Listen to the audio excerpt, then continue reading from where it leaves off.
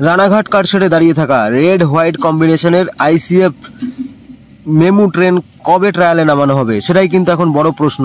কারণ লাইনে প্রচুর ট্রেন রয়েছে, যেরকম সেগুলো কিন্তু অলরেডি ট্রায়ালে নামানো হচ্ছে। দেখতে পাচ্ছেন কৃষ্ণনগর সিটি জংশন থেকে লালগোলা লাইনে অনেক ট্রেন যেগুলো কিন্তু অলরেডি ট্রায়াল রানের জন্য নামানো হচ্ছে। বস্তা লোড করে একদম গাড়ির ভেতরে ওজন দিয়ে লাইনের ওপর ট্রায়াল টেস্ট চলছে। কবে চলবে নসিপুর রেল ব্রিজের ওপর থেকে ট্রেন, তার আগে বিভিন্ন ভিডিওগুলো আমি আপনাদের দেখিয়েছি। রানাঘাট থেকে একদম রামপুরহাট পর্যন্ত ট্রেন বা রানাঘাট জংশন থেকে মালদা টাউন যাওয়ার ট্রেন, বিভিন্ন ট্রেনগুলো কিন্তু এখন প্রয়োজন। লাইন পুরো কমপ্লিট। কবে চলবে রানাঘাট থেকে ট্রেন বা কৃষ্ণনগর সিটি জংশন থেকে ট্রেন, সেই অপেক্ষায় Nasipur rail bridge already complete. News দেখতে পাচ্ছেন এমটি রেক ঢুকছে কৃষ্ণনগর সিটি জংশন,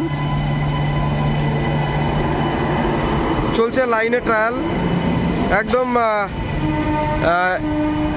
লাইনে প্রচুর গাড়ি রয়েছে যেগুলো কিন্তু একদম খুব শীঘ্রই নামবে। তার আগে এদিকে দেখতে পাচ্ছেন কৃষ্ণনগর সিটি জংশন রেল স্টেশনে, আর অলরেডি ভেতরে বস্তায় প্রচুর কিছু ভরা রয়েছে। লাইনে সম্ভবত কোনো কিছু টেস্টিং হচ্ছে অথবা কিছু হচ্ছে। পুরোপুরি গাড়ির ভিতরে লোড বস্তাতে কিছু একটা ভরা আছে, যেটা আমার জানা নেই।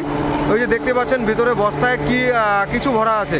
প্রত্যেকটা রেকের ভেতরে বস্তার ভেতরে কিছু না কিছু ভরা রয়েছে। একদম লাইনের ওপর থেকে যে গাড়ি অলরেডি দেখে বুঝতেই পারছি যে নতুন গাড়ি, একদম নতুন গাড়ি। কৃষ্ণনগর সিটি জংশন রেল স্টেশনে এই মুহূর্তে 2 নম্বর প্ল্যাটফর্মের সামনের দিকে যাচ্ছে ধীরে ধীরে।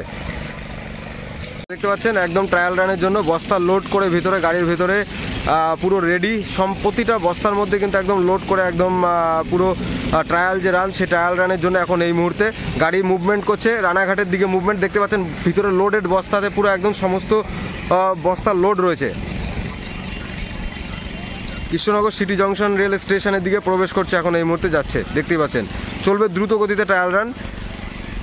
সম্ভবত লালগোলা লাইনে দ্রুত গতিতে গিয়েছিল, আবার কিন্তু রিটার্ন যাচ্ছে কৃষ্ণনগর হয়ে রানাঘাটের দিকে।